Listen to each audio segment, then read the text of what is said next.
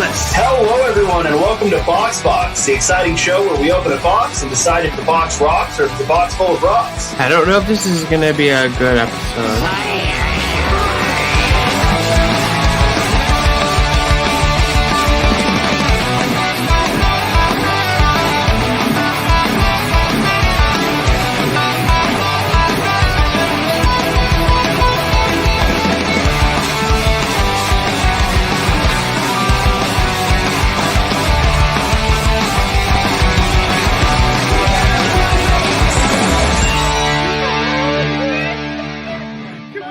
This pillow is fucking useless shirt. Yeah. Grid is live. Initiate. Excellent! I'm not interrupting anything, am I? Bogus. Are you telling me that you built a time machine? Kind of a DeLorean? My name's Norman Bates. Oh, man, I'm so excited. I'm in, Mom. Merry Christmas, movie home! We came, we saw, we kicked his ass. I'm just not the hero type, clearly. Everything's under control. Situation normal. Oh, well. Let me go in and say hi. Hail to the king, baby.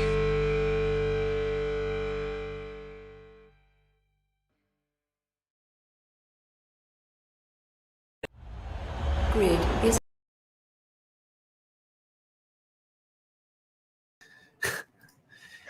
It kind of shows you how long it's been since I've streamed like this, and I forgot what button to press.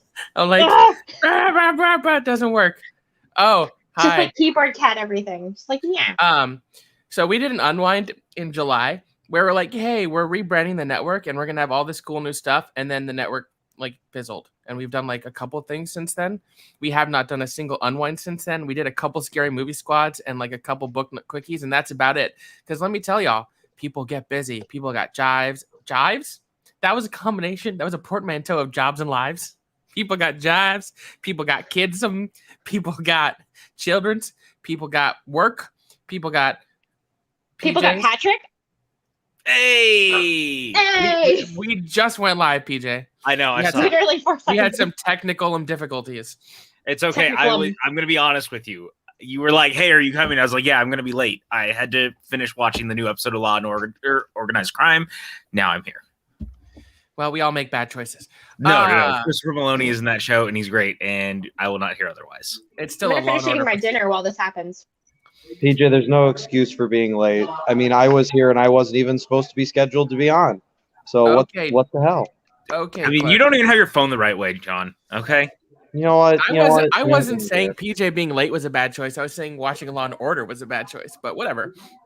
Anyways, this is our first Unwind since the Mystery Box Unwind, where we announced all the changes to the network, when the real change to the network was that the network was basically pausing. Pause.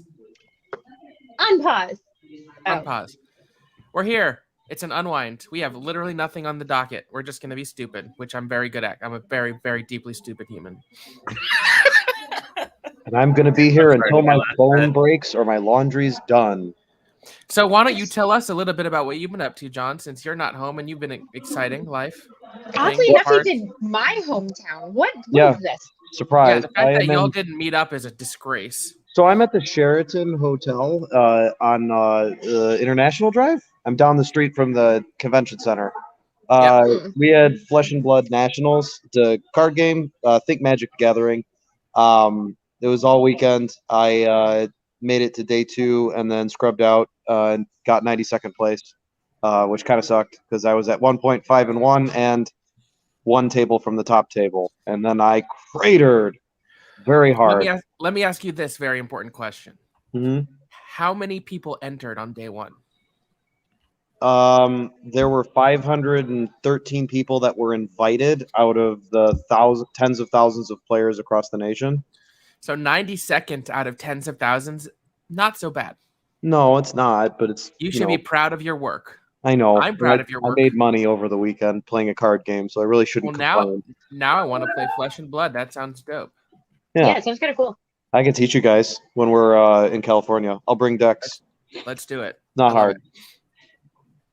I mean, if you can do it and get 92nd place, it can't be all that hard now, can it? I know exactly. I'm a fucking idiot. So we're all idiots. I mean, and I'm he's sorry. raising I a just human demonetized the video. He's can say raising whatever- a human being, and he's a fucking idiot. So you must be. You can Okay, good.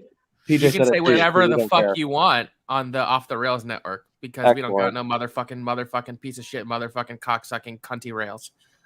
Woo! So Wow. we're not making money on this video.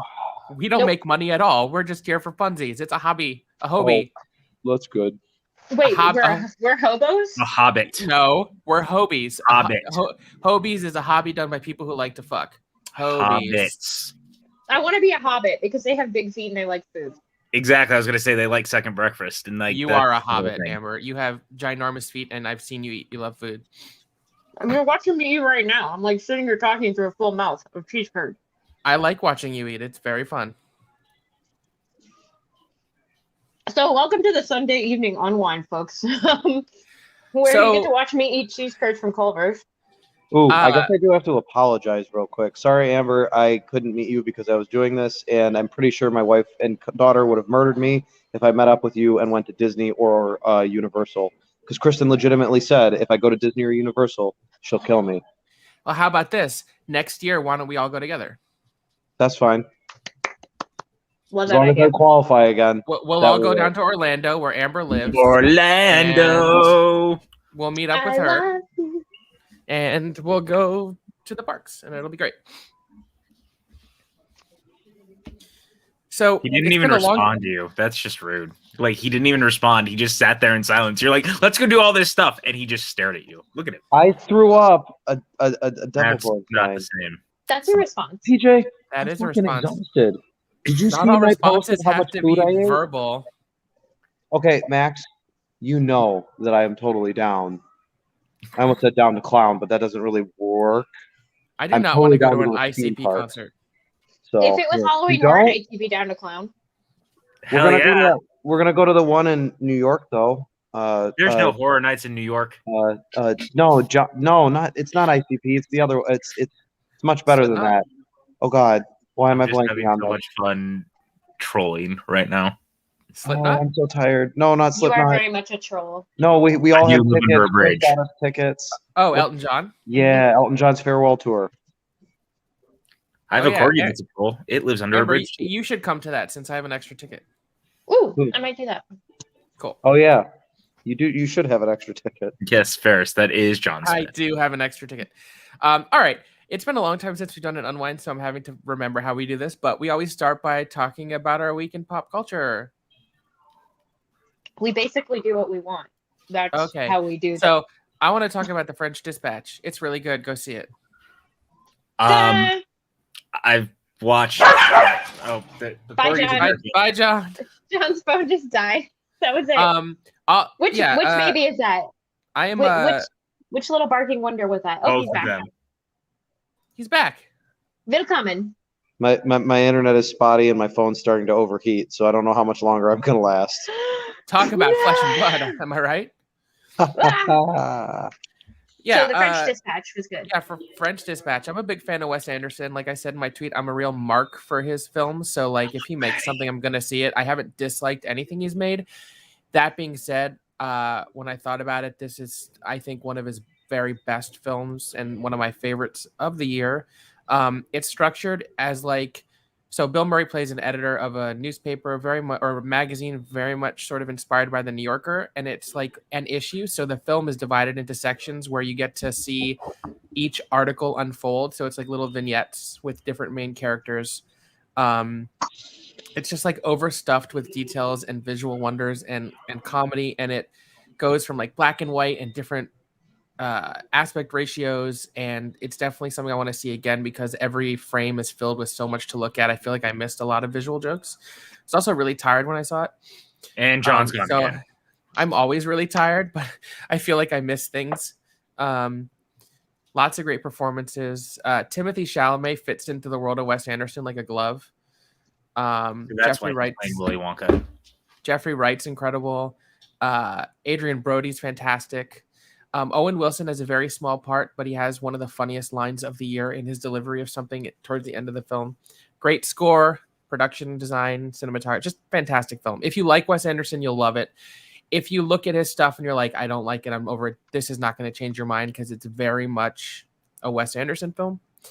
But I saw a tweet the other day from, I think, Jeremy Beeks. Anyways, the gist of the tweet was like, I see a lot of people complaining that French Dispatch is like just Wes Anderson doing his Wes Anderson thing again. Well, yeah.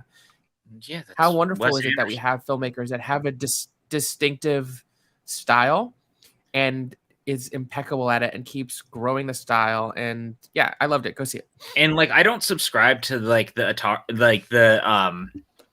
like people being only looking at the filmmakers' filmographies and being like, well, they have to stick to that thing. But I also kind of like when they do, because there's something about it. It's just kind of like a comfort blanket, you know. There's something about going into a Tarantino film or a Wes Anderson film or really any of those guys, Rodriguez. Even Chris Nolan, to a certain extent. I don't love auteur theory necessarily. Auteur theory. Thank you. You knew exactly where I was going with it. My mind blanked. And I've gotten into discussions about this with people. Like, to me, auteur theory on its face ignores all of the hard contributions by the entire crew. It gives all the credit to the filmmaker. That being said, if you are distilling it to mean that there are certain filmmakers who have a very distinctive style to the point where you watch it and you know it's by them, what's wrong with that? Mm-hmm. I think that's great that they're so evolved in their style that you're like, oh yeah, that's a Wes Anderson movie. That's a Nolan movie. That's a Rodriguez movie. There are other filmmakers like Spielberg who have things that they do, but they have dabbled in so many different genres that you wouldn't necessarily immediately know it's a Spielberg movie. Like, you could watch Lincoln and Raiders of the Lost Ark and then, Catch Me If You Can and West Side Story and be like, well, okay, it's all by the same guy, but Tintin and Jaws and E.T. There's quite a few filmmakers like that just do that thing, man. Like, that's it. I think James Mangold is great because he can play in any genre and do that genre really well. He doesn't necessarily have a distinctive style other than making damn good movies. He does like the Western theory, though. That's like the truth. Yeah. Like, if you look at Logan, if you look at Copland, obviously 3:10 to Yuma, like, honestly, even Christian Bale's character in Ford versus Ferrari sort of feels like a cowboy anti-hero. Yeah. Chris Taylor, there is a brilliant SNL sketch from a couple years ago that is like 3 minutes if Wes Anderson made a horror movie, and it's delightful. Yes. Dude, SNL has been really good so far this season, by the way. The new cast members are already... I have not seen yesterday's episode yet, but I haven't watched this episode. The CBS episode was excellent. That one was really good. I got a notification earlier while I was like working on cleaning my closet that the new episode with Kieran Culkin's up, and I'm like, oh, well, I'll watch it at some point. Yeah, I'm excited. And they were tweeting yesterday. I don't know if you guys saw it, but it was a clip from 91 from when I saw that with Macaulay and Kieran, and I was like, this is incredible. Like, it came back around, and how cool that Kieran now, like, he lived in the shadow of Macaulay for so long, and he's really come in on his own over the last decade, and I love that for him. I mean, Kieran's brilliant. I agree. So I know we all saw Eternals. We did. Mm-hmm. But before we start talking a little bit about Eternals, is there anything else that anyone watched or read this week that they want to talk about? I watched The Harder They Fall today, the new Netflix Western. Holy shit, it's excellent. It's one of my favorite movies of the year. I think that it very much rides the line of, if you've never liked a Western, like, this is a good gateway one because it's got a kind of a modern flair, like a great modern soundtrack, but it is like shot and feels like an old school Western. The cast is amazing. The script is incredible, and it's actually co-written by Boaz Yakin, who directed Remember the Titans, which I was not aware of until I was watching the movie. But it is friggin' dope, and I loved it so much. I've also been on like this random kick going through old episodes of Joe Bob Briggs and the Last Drive-In on Shudder. Shout out Shudder, you guys. If you don't have Shudder, get Shudder. And he did all the Phantasm movies, so I rewatched the Phantasm series this week. And dude, talk about like surreal horror franchising done in a way that like no one else can do. Don Casarelli is a madman. The Phantasm movies are amazing. If you've never at least seen the original, watch the original. It came out in 1979. It is just, there's something about those movies, man. It's got such a fantastic score, and They're just wild. Angus Scrimm as the tall man is one of the scariest things that ever happened to cinema. I think so. Amber's coming to visit next week, and I think we're gonna watch The Harder They Fall together. I cannot wait. I'm so as excited. loud as possible with the bass up to really fuck with the neighbors. At 5 o'clock in the morning, because that's when we watched Suicide Squad. And we were watching Suicide Squad at 5 in the morning, and they were banging on the door. I'm like, grow up! You live in an apartment building. They're fucking children. Number one, you live in an apartment. Also, Dexter came back, and I watched it today, and I didn't know what to expect. I was very, very hopeful. Holy fuck, you guys! Dexter is back, and it is like Dexter season 1 through 4. I am definitely gonna watch it either tonight or tomorrow. I set it to DVR. Dude, it is so good, and I'm not gonna say so. Okay, I am gonna make a metaphor or an allusion here. I caution everyone to know that I say this delicately because I have my own experiences. It's not meant to be a slight, but to me, Dexter was like an abusive ex because it was so good in the beginning, and that at a certain point it started demolishing me, and yet I kept coming back for more. Yeah. Seasons 1 through 4 are 4 of my favorite seasons of television. Okay. Mine too. And then season 5, 6, 7, and 8 got successively worse. And I kept watching. And frankly, the series finale is one of the worst things ever. If not the worst series finale in the history of television. So the fact that it's back and with the original creator who left after season 4, and he now gets to like rewrite the mistakes that the show made after he left, I am cautiously optimistic. Honestly, until the whole season is done, even if I'm enjoying it, I'm not getting my hopes up because I've been wronged one too many times. So, Dexter, I am going to let you back in my house. I am going to let you love me. But if you betray me or hurt me again, we are fucking finished. Do you hear that, Michael C. Hall? Finished. Can I say, wow. Number one, that was a fucking beautiful soliloquy just about how much we love Dexter and how badly it hurt us. Number two, so bad. To be 10 years later and for him to like fall back into character the way he did, it's remarkable. Like it's almost like he didn't miss a beat. Yes, we hear you, Dipper. Thank you, nephew. Anyway, everyone should rewatch at least season 1 through 4 and then watch the new Dexter. Or if you've never seen Dexter, just watch the new one. It's pretty accessible. Brandy. Hello. With a missing icon. Hi, Brandy. Thank you, Liz. I do like to set boundaries. Yeah, I'm really excited for The Harder They Fall. I was going to watch it, and then Amber was like, I'm coming to visit. Let's watch it together, so I'm going to wait. I was going to watch Finch today. I didn't, so I'm probably going to watch it tomorrow. That's out too, huh? Yeah. There's too much content these days, you guys. I'm just throwing that out there. There's just too much going on. There really is. There's so much content. Oh my god. I actually thought Red Notice was out because Red Notice is playing down the street at one of the theaters right now. And so I was gonna go, and then I was like, why is it not on Netflix? And I didn't realize that they put it out in theaters a week early. It is playing at a theater here too, and I'll get to it when I get to it. I am from what I've heard, it's. But speaking of Netflix movies, Tick Tick Boom drops on the 19th, but it's opening at a theater here on Wednesday. Nice. And we're going to see that too. Yeah, I think we're going to try and see it next weekend. I don't know at what point, but yes. Did you by chance want to hear what I've done this past week? No, we're fine. Well, you were gonna talk, and then PJ sort of interrupted you because PJ is nothing if not a mansplainer. I mean, ouch. Number one. I mean, go now. Bye, everybody. It's okay. I love you. No, come back. You're fine. Hey, it's not like we accused you of being a sexual predator or anything. Excuse me while I just.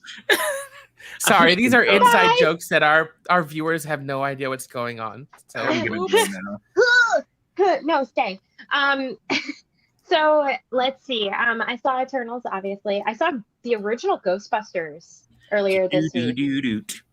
In a theater. At the Disney Springs 20. Is it the 30 or 24? I don't even know. But it was only a regular theater. It wasn't in Dolby or anything, which really enhanced my Scott Pilgrim experience. But I've said so much shit at this point, Ferris. I have no idea what you're acting to. Man, Scott Pilgrim in Dolby was transcendent. Honestly, Oh my that's God, it's so beautiful. become one of my favorite movies of all time, even though Scott Pilgrim as a character is problematic and sexist. But Scott Pilgrim is supposed to be the villain. Like, people don't get he's not the hero of that story. That's right. That's true. I just hope that like 5 minutes after the movie ends, Ramona Flowers leaves him. Oh, for me. But so we saw Ghostbusters, and I think there's an echo. Yes, there is. Patrick. Still? I don't know. I don't know. Is there still an echo? No, it's a StreamYard thing. When I mute and if I come back, sometimes an echo will come back like at first because StreamYard is weird. I'm glad that we're talking about this on stream. What a great show. Hey everybody. We're doing Welcome a great to job. the Unwind. So at the beginning, it was Ivan Reitman and his son, and they did like a little interview, and his son was like, "It's really great to have my dad in my ear the entire time." Dad. And he's just like, ha ha ha ha, because he directed the new movie, that the one with Paul Rudd that's coming out, basically. Paul Rudd. Couldn't think of the name. I almost said Aftermath, and I was like, that's not right. Oh, you should see that in Florida. I'm excited. I want to see it. Then, yeah, obviously, bacon. I read a book by Andrew Rannells, which was really good, and it was about it's just a lot of vignettes about his path to becoming the star that he is. And yeah, I watched some things that are not legal, like Broadway musicals. If we're talking books, I just finished the book called Out of Love. Kind of demolished me and hit really close to home, and I thought the conceit of it was kind of brilliant. So it starts out, it's an Irish book. It takes place in Ireland. It starts out with a couple breaking up, and then each chapter goes back in time, and you go all the way back to when they met. And so by doing it that way, you sort of piece together how they started and why it failed. And the author, I felt, just had a really keen understanding of the human condition. I also go ahead. So what you're saying is it's the last 5 years, but only backwards and not forwards. Correct. Okay. Feel like I said that before. I also finished Only Murders in the Building. Ooh. I need to watch that. I need to watch it too. It's probably in the top 3 or 4 TV seasons of the year. Honestly, I wouldn't even be mad if it beats Ted Lasso at the Emmys next year. It's that good. You know what else I'm not mad about? When people with beards show up. Like Eric. Like Eric. Eric. You beautiful What people. up? I miss you guys so much. We miss you. What have you done in the last week, my friend? Or even, you know what? I mean, we could really go back the last 6 months. Nobody really knows what we've done for the last 6 months. Continuing on the Only Murders in the Building hype train, I agree with Maxwell. I will not be mad that beats Ted Lasso. That show was phenomenal. And I love Ted Lasso, but yeah, I love Ted Lasso too. I have the Believe sign in my office now to, hit whenever I go out the door. I saw that. The great thing to me about Only Murders is twofold. One, it's fucking hilarious. Steve Martin and Martin Short are at the top of their game. Selena Gomez is great. And then it's just like a murderer's row of amazing guest stars, from Nathan Lane to Amy Ryan to Jane Heideshell to Mandy Gonzalez. But then, as if that wasn't enough, it has one of the most beautifully constructed murder mysteries I've seen in a TV show in a long time. Honestly, the intricacies of it felt like The Wire or Veronica Mars, and how the information is parsed out. Fantastic. Tina Fey is in it. It's great. Watch that show. And the third, I think it's like the third to the last episode. Oh, episode 7?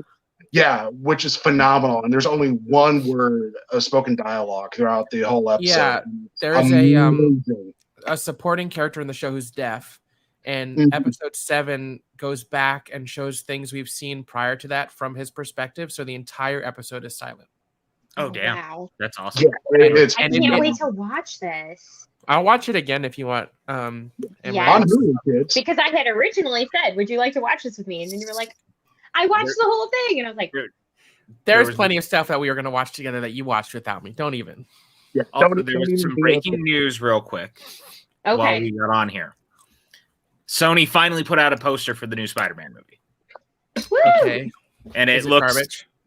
no, surprisingly. Is But it- there we go. Ooh. That's what it is. That's Super actually pretty good. Ooh. But if you look in the background, the Green Goblin. That's the Green Goblin. Yeah. Yep. Okay. Right up there. That's actually a pretty good poster. I have found the Sony Marvel posters to be garbage. Also, if you Sure. look, so there's your Electro, the lightning, Yep. and I think that might also be sand for Yeah, Oh, Spider-Man. it's definitely sand. So that means, are we getting 2 more for the? They're in the Sinister trailer. There are the first trailer. I mean, you see the lightning and you see the sand. The Well, only I knew person, that. the only Damn. person not on the poster right now is the lizard, from what I can tell. Okay. So wait, is Reezy Fonz back? I mean, Or- you don't need it to. Or is it going to be Dylan Baker? No, it'll be. I think it'll be Reese, but I don't think you need it either, because technically, just CGI monster. Yeah. So Well, I'm going to say I want something. everybody to hear me. I'm going to say something about Spider-Man Far No Way Home that is not my thought. It's Koi's thought, but I love it so much. And if this is how it unfolds, it's brilliant. So Koi's prediction for the way the film unfolds is that it ends with Tom Holland's Peter Parker being trapped outside of the MCU, and he can't get back in. That's a pretty, I don't hate it. And from what the new rock stars have been saying, because I watch new rock stars a lot, they're very saying good. that at the very end of Let There Be Carnage, Venom was like transported into the MCU. That's what's heavily. Yeah. Like that's what they're implying, but like we don't actually know if that's a thing or if we're just gonna because it all depends on whether Feige wants that character and that tarnish, because I hear those movies are not that great in his property. I think that they're going to do one movie with Venom in the MCU. Okay. That would be my guess. I think that there's going to be a single movie with Venom in the MCU, because unless they really do want to lock Holland out, but I also think that goes kind of against what they're doing. Building out the multiverse is like both good and bad. Or the other thing is that when it ends, there could be a second Tom Holland that's in one universe that is like the Sony Tom Holland. That could happen. I will say this. All I'm saying is Mephisto, whatever. Like, you know what? I may as well throw that one out there because we missed him so much. I am. And Robert Adams is over like no Mysterio. No, Also, I'll say, Jeremy, I don't think so, because this is Sony's the one who does the marketing, not Disney. Yeah. Although they do, sometimes they do trade off and they do allow Spider-Man things to happen at the Disney shareholders meeting because of. So it all depends, because I've seen Spider-Man stuff there. I think that we're all going to get the trailer at the same time. That You're would be my probably guess. right. Like, if we get a trailer at all. Yeah, if we get a trailer at all. I am excited for the movie, but I am also cautious because with everything going on, there's a very easy way for it to be a mess and a disaster. Well, and people if it was just the at a reasonable level, right? If it was just the MCU, I would have faith. Like Doctor Strange in the Multiverse of Madness with Sam Raimi and Kevin Feige, I have faith. But the Sony factor has me a little cautious as to what it's going to be like. I hope it's great. I want it to be great. I've enjoyed both of the Spider-Man Tom Holland so far. Homecoming in particular, I love. But we'll see. I agree. It's one of those things where I'm not letting myself get too excited. So if it's not everything I want, I'm just like, okay, that was good. Yeah. So Joey said, shareholders thing isn't happening, right? It's just Disney Plus Day next week, which actually might be very true because I am a Disney shareholder and I haven't heard anything about a meeting. I've only heard about Disney Plus Day. So it would make sense if me too. Hey, I'm a shareholder also. Yay. Hey, high five to everybody in the stream. So I mean, have you guys heard anything? I haven't heard anything. I don't think they're going to do it. And normally it goes to on Friday. Yeah, normally it goes to cast members first, and I still get all of that. So they haven't heard anything. Speaking of Disney Plus Day, okay, Shang-Chi releases on Disney Plus. Shang-Chi is one of my absolute favorite MCU movies. If you haven't seen it yet, now's the time to watch it. Luca is still one of my favorite movies of the year, and there's a new short film in the Luca universe coming. Jungle Cruise, which is surprisingly fun, also hits Disney Plus that day. So a lot of fun stuff, and maybe surprises. Also, Emilio Estevez is dead to me. I didn't even want to get into that. I'm still friggin' pissed. Like, I'm hoping that there's a misunderstanding, and I don't know. But when let's not. There's no point of having season 2 without him. That's my problem. But the problem is I don't know where you go with the show. Okay. Well, I mean, but I know. Here's what you do. Gordon Bombay dies of COVID in the first episode because he was an anti-vaxxer.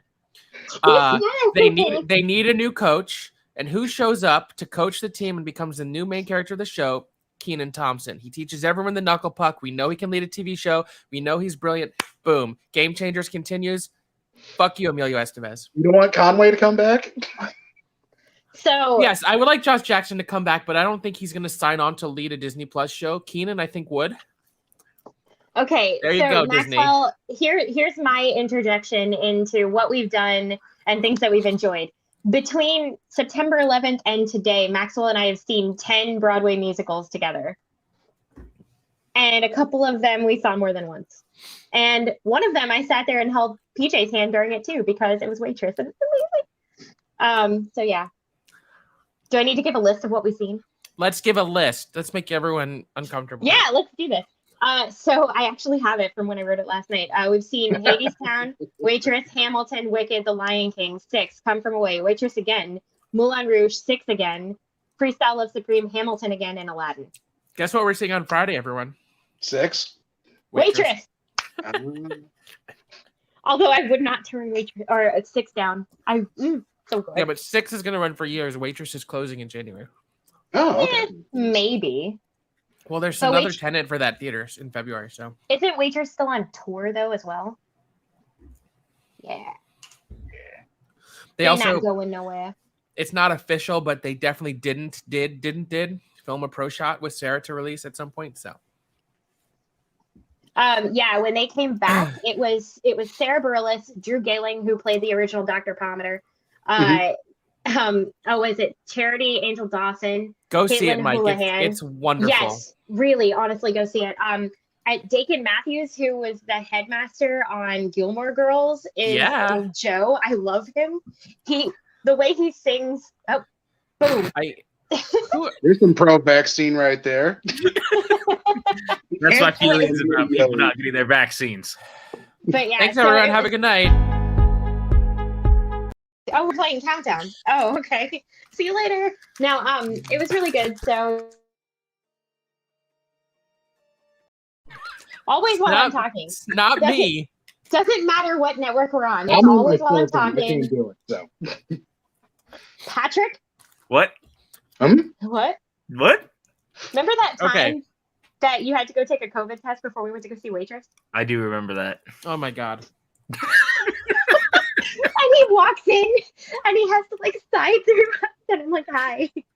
So for some reason on Patrick's vaccination card, his name was not written. Yeah. Because Arizona's stupid. Because Arizona. When they went to check his vaccination, they were like, sorry, we can't let you in. You have to go get a test. So he went and got a test, but he didn't enter the theater until about 25 minutes into the show. Oh. But I got in. He got in. I mean, luckily, all he really missed was he didn't really miss much. He missed the I want. That was the worst though, because it was supposed to be a 20-minute test, and it took me over an hour to get my results. Well, because the problem is, I think a lot of people were in the same boat. Probably. When Amber and I went and saw Aladdin 2 weekends ago, there was a guy in front of us. That feels like yesterday. Holy crap! Because I literally remember they were arguing with the girl, and there was a guy in front of us whose second dose was less than 14 days before the show, and it had to be 14 days. And he was like, "But I am vaccinated. What the fuck?" They're like, so he had to go get the test too. So listen, if you're going to see a Broadway show, and I think I speak for everyone here, and I'm in full support of this. You have to have had both shots more than 14 days prior to going. You have to show a proof of vaccination, and you have to wear a mask the whole time unless you're eating or drinking. Yep. Thus far, it's worked because only one show had to shut down for a few days due to And it was some Aladdin. cases, and that was Aladdin. Otherwise, every single show has had no cases and no spreading. So it's working. So the proof is in the pudding. And they're very strict about it. You cannot have your mask down in the theater. They're more strict about masks than they are people with phones out in the theater, which is astounding. They literally hired. The only time when you can have your mask down is when you're eating or drinking. And let me tell you, Amber and I got a little schwasty at Aladdin. Yeah, we did. And then By a whole new world, we're like sobbing because we're just schwasty. We're like, what? And they're like, Shoba, I love you. Take me on that carpet with you. I would like to go on a magic carpet ride. We also, Eric. the night before, saw James Monroe Iglehart in both Freestyle Love Supreme and Hamilton in a matter of 6 hours. Nice. And went to Junior's and had food in the middle in the freezing cold. It was a good time. Eric, I like your hair tonight. Thank you. I haven't done anything. I just wanted to tell you I like your hair. Eric, have you seen Eternals? I'm seeing it on Thursday. Okay. So Because I have Veterans Day off randomly through work. So. Oh, nice. So we we will will not air- talk Eternals yet. Yep. Yeah. Okay. Well, I actually need to get going. I just hopped on because I miss you all so much. I miss you. I love you. Well, I'm hoping that the Unwind will become slightly more regular. I'd like to try and do it like twice a month. So we'll see you soon. I'll see you soon. And bye, Eric. We much love you. Everyone, stay safe. And remember, if you want to get your booster, get it. You can get the flu shot at the same time, and you can do the Eric challenge and get them done at the same time in the same arm. Yeah. Ladies and gentlemen, as we get ready to say goodbye to Eric, we are actually going to seamlessly swap him out with another someone bearded else wonder who also has a beard. So bye, Eric. Hi, Robert. Hello. How's that for the Jeez. magic of television? Give How's me it one going, Lil second. Rob? I'm still trying to get these things to connect. How dare you?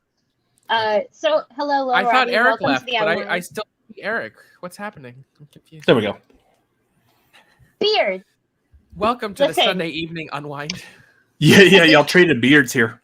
Yep. At this point, it's not an unwind until Lola begs you for food or does a Oh. striptease on your bed. She already begged for food. I gave her food right before coming on. So I was someone's beard in middle school. So, Robert, have you seen Eternals? yes. Okay, good. So, do we want to talk spoilers on Eternals? Let's each give our like non-spoiler like brief thoughts first, and then I'll put up a banner at the bottom for our viewers who are watching live or on repeat that we're going to talk spoilers, so we're clear, and then no one can.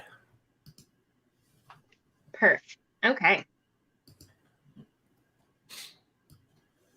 All right. So why don't we start with our guest? Basic like non-spoilery thoughts on Eternals. I slept through a bunch of it. There's a whole lot of talking, y'all. Very little actual action. It's like the entire movie is exposition trying to set up like what the Eternals are, and there's very little anything else to really grab onto as far as a movie. Like this really is like a pilot episode of what could be a TV show. Is what it seems like. But yeah,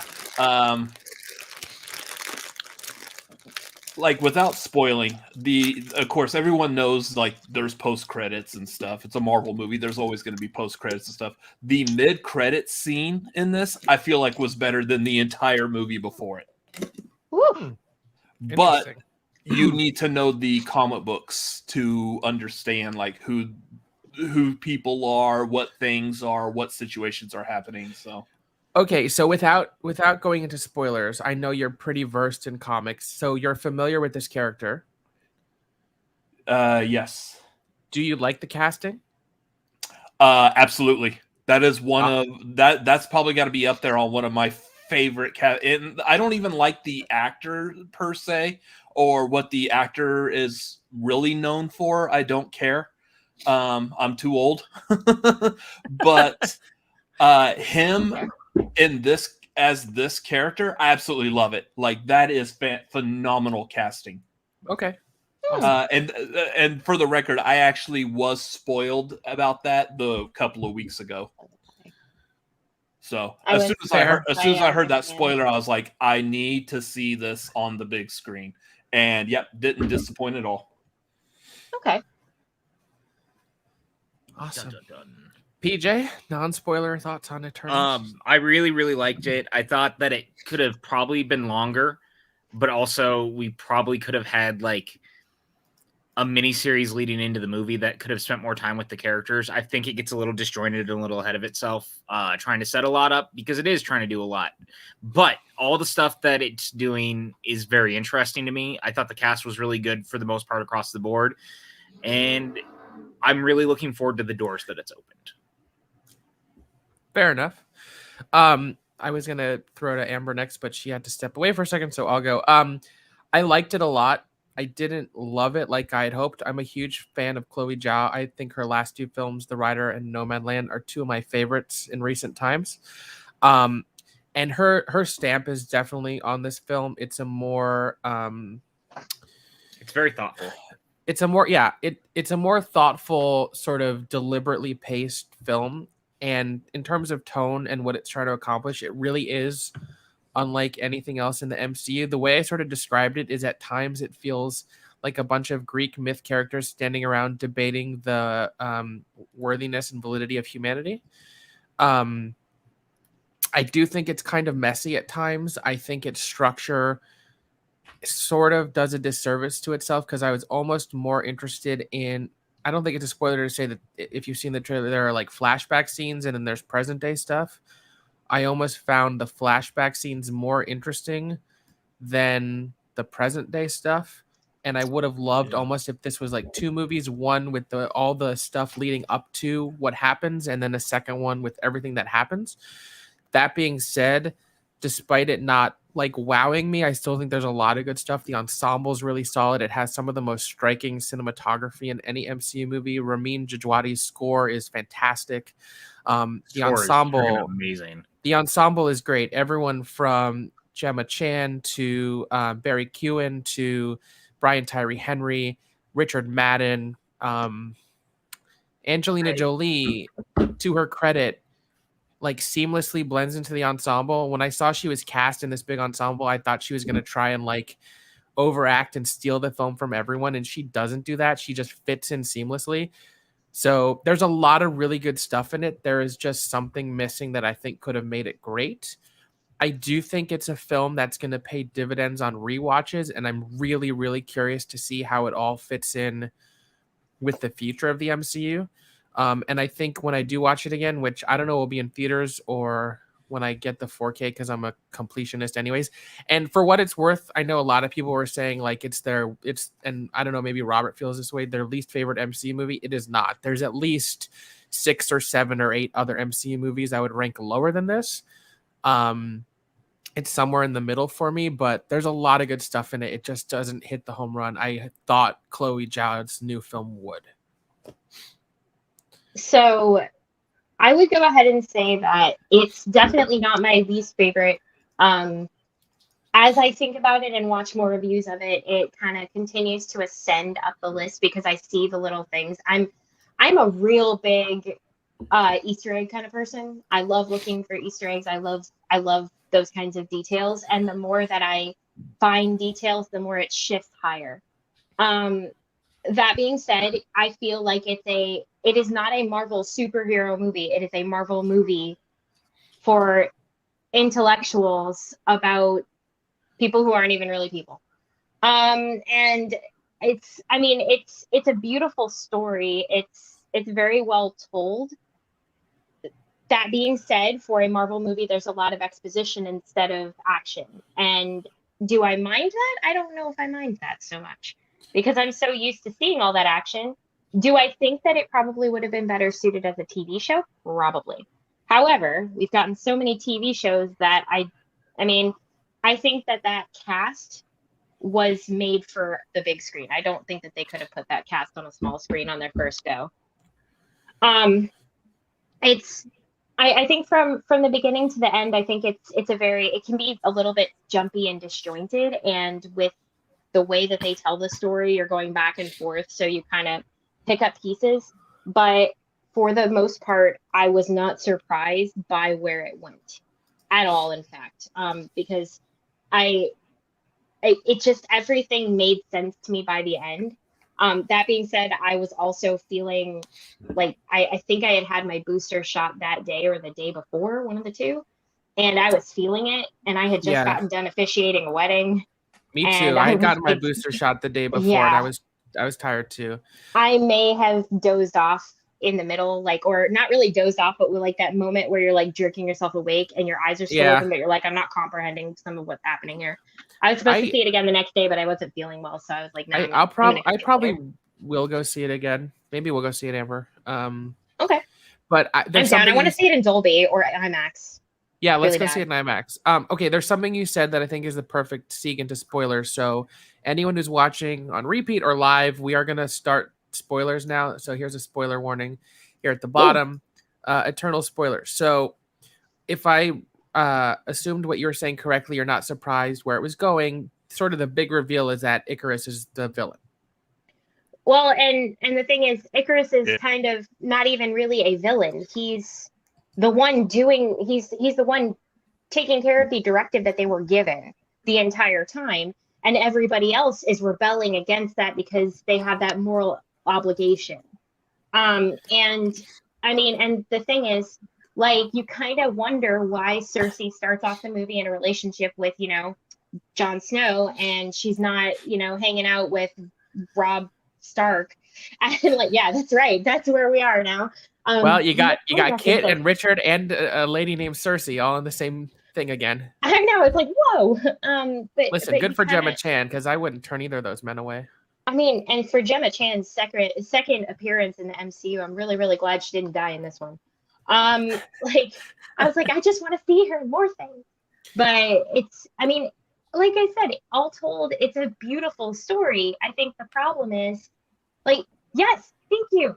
The movie basically is the MCU's version of the trolley problem. Like, do you kill yourself or do you kill other people? And where are your morals? Do you save the people or do you save the train?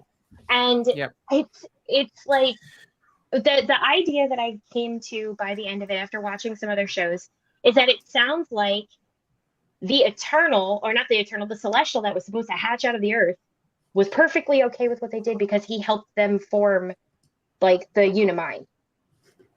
Which to me actually makes the movie a little bit better, because that brings up the idea that the Celestials don't necessarily agree with. I can't think of the Celestial that they were connecting with, that they were communing with.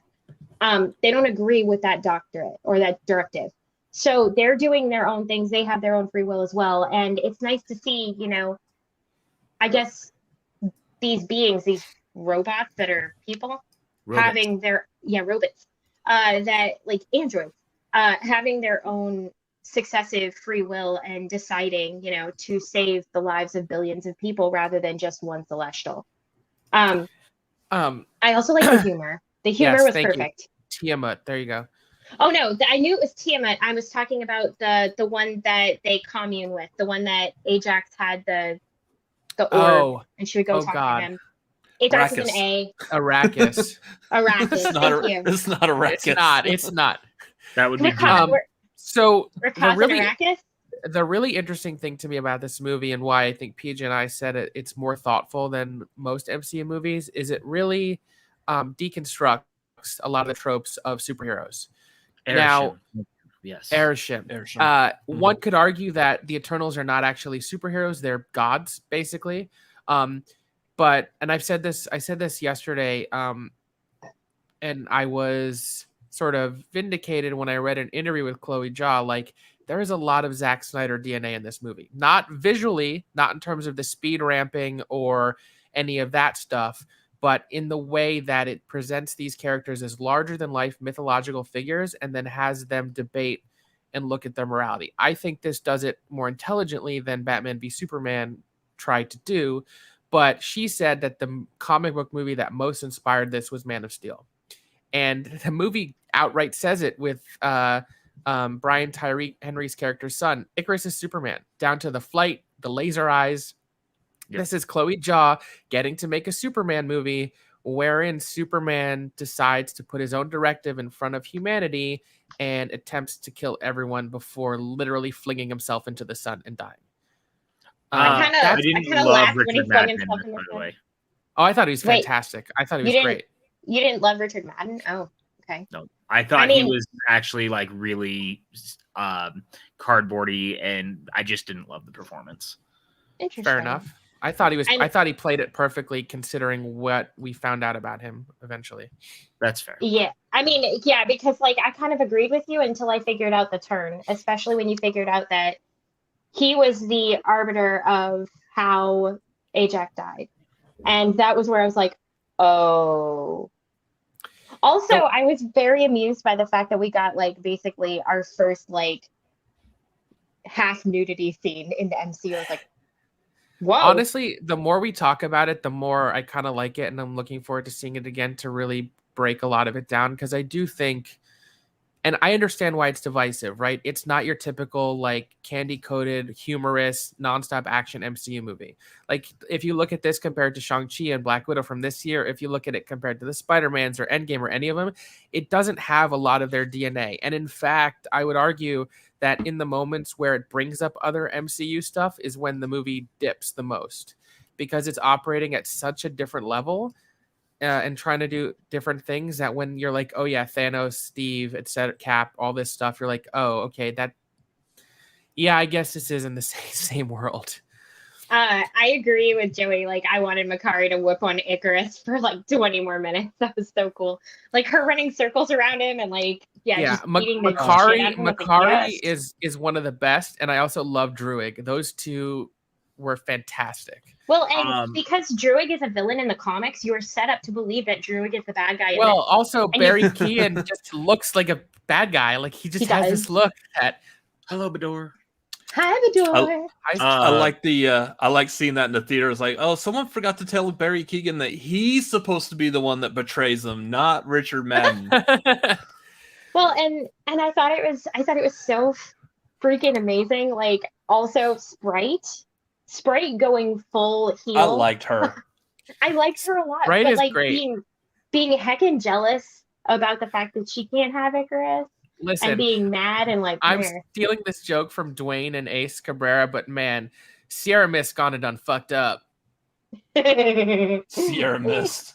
Can you believe what Mountain Dew did in the climax of this film? Yeah. I don't know. I think, like I said, I think it's very messy, but really interesting. And I love, I would rather things be ambitious and take a big swing and not fully work than just the same old shit again. And I am looking forward to seeing it again.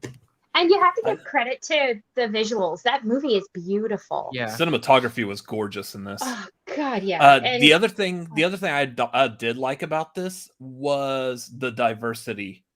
Not only do you have the diversity of the cast, but also like making Fastus gay in this. Like, I think the diversity of the cast and having Fastus being gay, all of this felt supernatural. I don't mean like supernatural as in like the TV series. I mean super, like it felt natural in this world. None of it felt forced. The one I always talk about is like was it Infinity War or Endgame, when they do that one piece of like all the women on the battlefield just all so happen to get together in one little group to fight. Like that feels a little disjointed because I don't feel like that would happen in a real life battle. This one felt normal and natural without being like in your face type of thing. To the point of diversity, yeah, we have the first legitimate main gay character in a Marvel movie. We have the first deaf superhero. We have people of all colors, but we have Kumail. But I would also like to add that both Faustus and Gilgamesh are bigger dudes, right? Like body representation is dope. And I'm so happy to see that when you look at all of the Eternals, it's really just all sorts of representation. I'm going to bring up something that I believe the door posted today. We have our first openly gay Arabic man too. Yes. His husband. Yes. And he speaks Arabic in the movie. I'm like, yes. Yes. Honestly, yes. as a Syrian Wiccan Jew, that made me really happy. Because like my Syrian heritage is really important to me.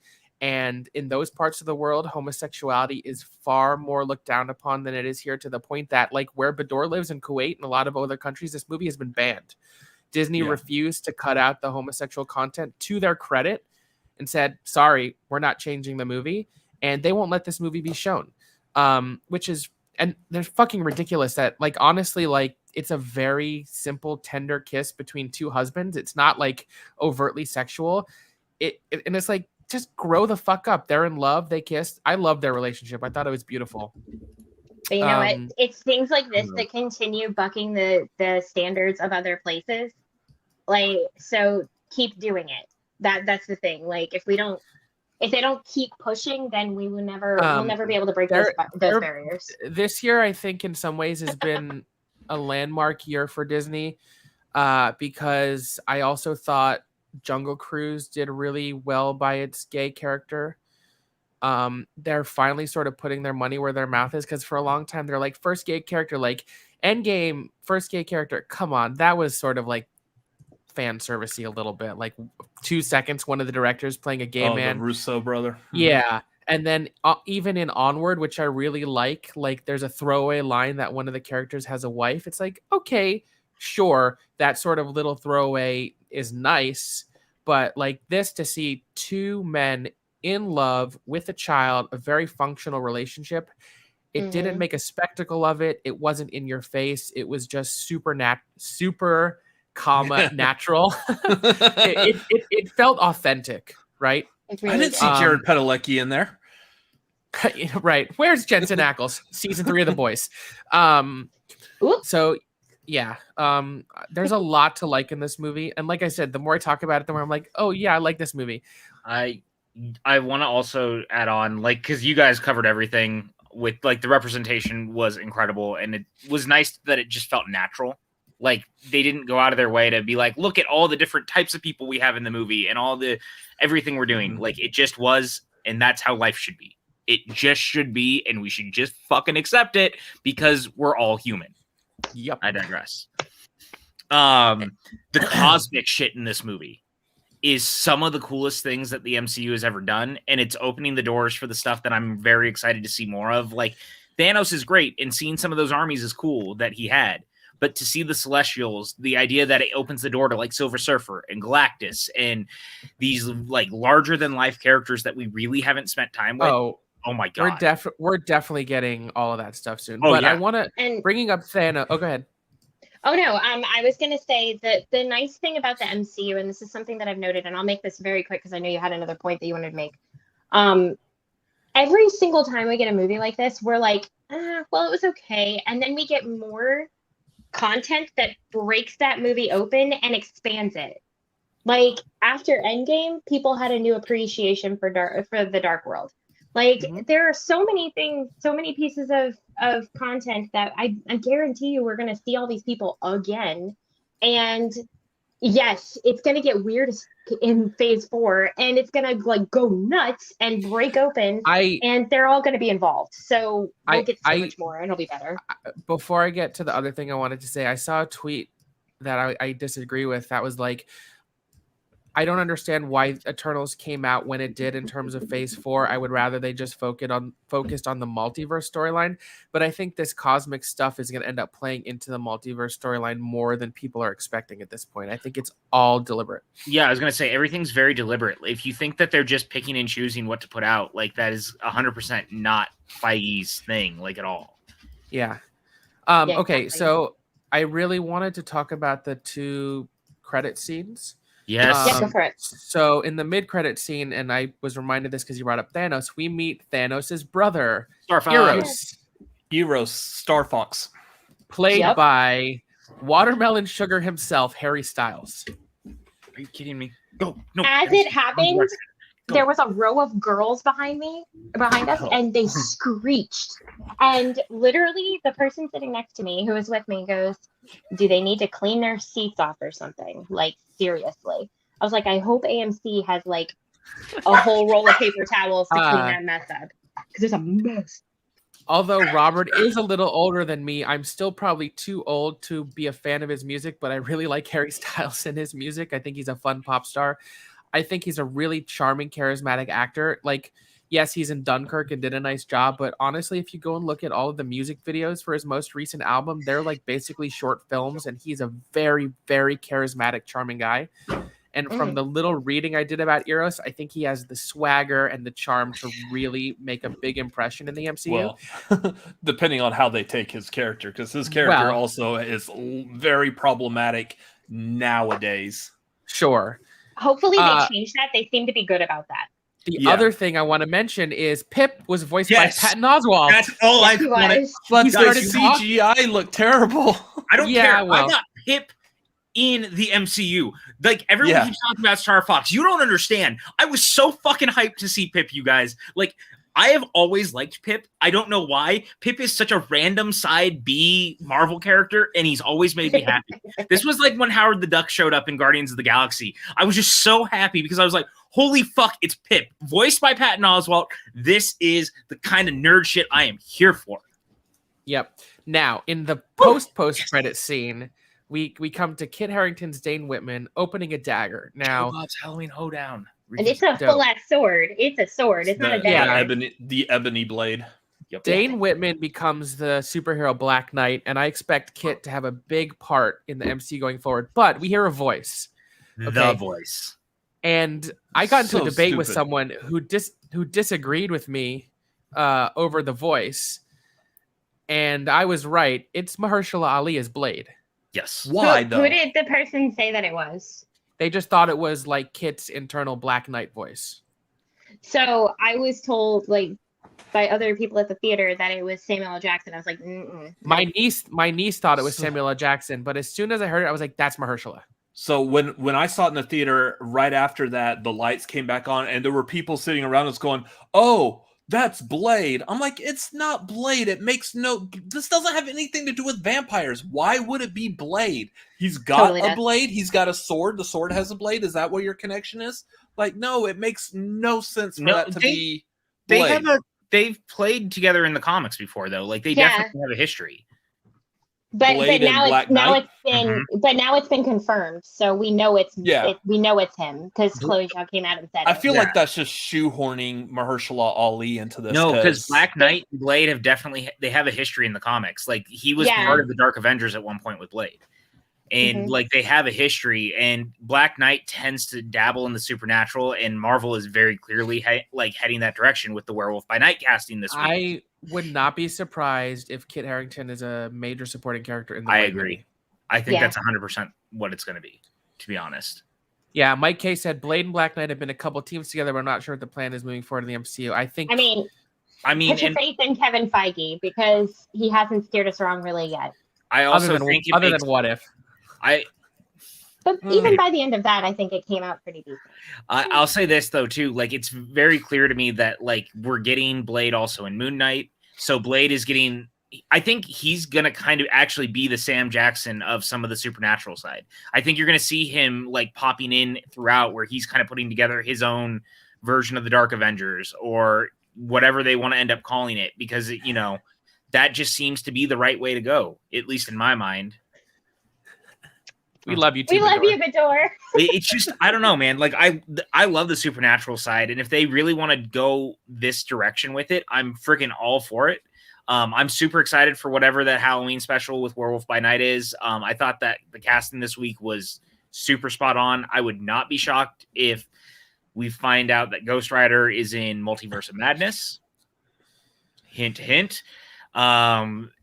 So I think you're going to be seeing a lot more of that kind of stuff, and it's coming very, very quickly. Yep. I can't wait. I think that wraps up our spoiler talk, and honestly, I think I will say there's one other thing I really liked about this. I love the use of Pink Floyd's Time at the very beginning. Yeah. during the Marvel. Oh, so I had no idea that song was going to be in there. So they're showing that scene of them like on the beach, and then you hear like the intro to Time, and I was like, are they playing the Pink Floyd song? And then it just went into it.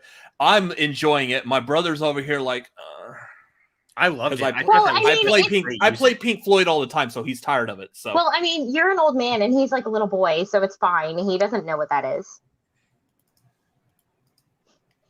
True. Silence everybody. He's not even here. He can't stand up for himself. It's fine. Yes, Werewolf is coming next October, from what it sounds like. I think we're going to get more announcements of what it is, because it sounds like it's mostly like an hour-long special. I don't think it's like a Disney Plus movie. So I think we're going to find out more about it, including probably who's directing it and stuff very soon. Very cool. I like it. But yeah, I mean, it was a really, really interesting and decent romp. I mean, way better, like you said, than, in my opinion, What If. I think What If was really disjointed. Finally, they came to some sort of closure at the end and some path. And there's no denying how talented of a filmmaker Chloe Zhao is. Yeah. I mean, I think it's one of the better things they've done as of late. It's just, I think Shang-Chi was probably my number one of everything that came out this year, and then Black Widow follows. Oh, well, okay, in movies. If we're going to talk number one thing that came out this year, let's go all the way back to January and talk about WandaVision. Yeah, WandaVision's amazing. Let's talk about that Hex, baby. But yeah. We also have Loki this year too, man. Like, yeah, Loki was great too. Like Loki was great. Well, and everything, like, if you watch all of those spoiler talk shows, like, they're saying that everything lines up with this giant multiversal snap that's going to happen, and apparently all of it's happening somewhere around the same time as what the theory is. I mean, I don't hate it. Do your worst, guys. I heart the MCU. Me too. I just really wish DC would do the same thing. I want a DC EU to work the way the MCU works. Like, I want that. I feel like we're getting really good with like Marvel, but I'm missing like all my DC friends that I was so fond of when I was a kid, playing with the superpower figures and stuff. I'll say this. I think if you look at the DCEU as a whole, it's messy in terms of like building up a universe, but I do think the films have gotten to a pretty good point. I love Birds of Prey. I really like Shazam. Aquaman is fun. I'm really excited for the Batman. I even have a soft spot for Wonder Woman 84. So I just watched it and I loved it. I thought it was adorable. I was like, I did not like the Suicide Squad at all. But that being said, I do think the movies have gotten better, and there's some really good movies. And I think the ones coming up are going to continue to be good. They just don't work as a whole universe at all. They went not to make this about this, but they tried to reverse engineer something instead of doing it organically. Well, that being said, I do have to dip. I'll leave you guys to go on as long as you want. Put my hand up on your hip when I dip. You dip. We dip. Goodbye, friendo. We love you. You can find me here on Twitter. You can find me on this network, and I love you guys. Bye. Yeah. And it's just us. Hello. We can continue talking about the DCEU that doesn't exist. Can we talk about how terrible of a movie Halloween Kills is? I haven't seen it. PJ, you come on my channel and like tear it all to shit. No. You invited me on, motherfucker. There's a difference. Well, damn. Here we are trying to rank Halloween movies on a family-friendly channel, and PJ's got to come in with his shit and fuck it all up. I'm sorry, but you invited PLD and I don't know what you were expecting. I don't know. Yeah, what were you expecting? I was expecting a good time, and I was satisfied. At least I know that Robert was satisfied. With my at least somebody was. Oh. I got you for 10 days. So, there he is. Speaking of. I mean, let's just put it this way. PJ, you know I love you. Because, I mean, I would share any domicile with you. And I would plank on you while you're sleeping. just to annoy the shit out of you. She said plank on him while he's. I literally did. So we were at. Goddamn right. But Dork gets it. Goddamn right. So like he was laying. So they have these table beds at Art of Animation, and he folded it down. He's sleeping on it, and then I go out. I'm like, "Hi, PJ," and he's like, "Hi," and I just like lump, and I laid on him. I was like, "Hi." And he's like, "Why are you laying on me?" I was like, "I don't know. It just felt like the right thing to do." And he's like, "Keep going." Do you And see I'm how, like, maybe how I'm treated, Robert, when you're not around?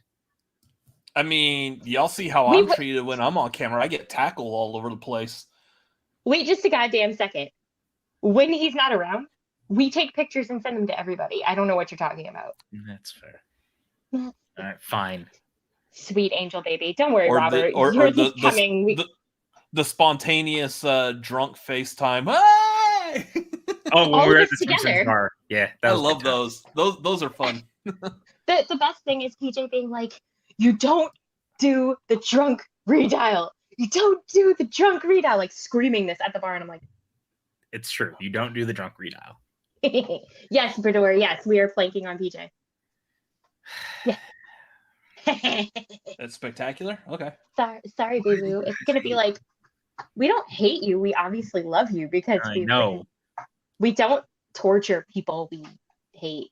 We just tell them to go fuck themselves and get away from us.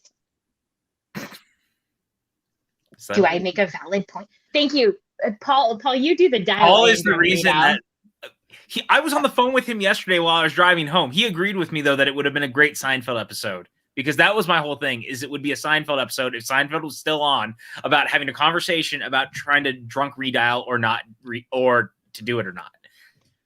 I was really blitzed because Long Beaches are dope, and you are absolutely correct. Actually, I remember you saying that. I was like, I don't watch Seinfeld. That's all I remember. I was like, I don't fucking know what's going on. But yeah, guys, Halloween Horror Nights with PJ, Maxwell, and Amber is 10 of 10. No complaints here. It was good fun. Fine holiday fun. But yeah, Robert, what have you been up to lately besides, working, hanging around with Little Biatch and, streaming? Little Biatch. Working. In fact, I'm working while we're talking. So I am always working. I am never not working. If I'm watching a movie, I'm working. So Jesus Christ. Yay, I used to do that too. There have been many times where I was working and people were on Zoom with me watching me work. Liz, yes, let's do this. I'm advising it. Pro drunk redial.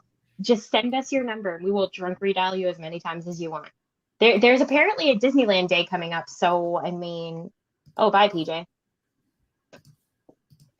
So what have you done in the last week? Like, what have you seen or experienced besides Eternals, Robert? So I am starting going through the Paul Thomas Anderson filmography.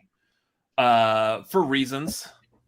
Might be important for something that I plan on doing come the end of November. Because, there might also be a Paul Thomas Anderson movie coming out towards the end of November. Licorice Pizza. So, yep. Oh, it might be that. That sounds disgusting. I'd rather have my pineapple on my pizza. That trailer is freaking dope. The trailer is gorgeous. Like, it's also got my favorite song of all time in the background, which is amazing. Ooh. I'm actually excited to see it. Paul, you don't drunk redial me. You didn't even drunk dial me. Trust me, I would know. I pay attention because all my phone calls come in on my watch. Don't play. Liar.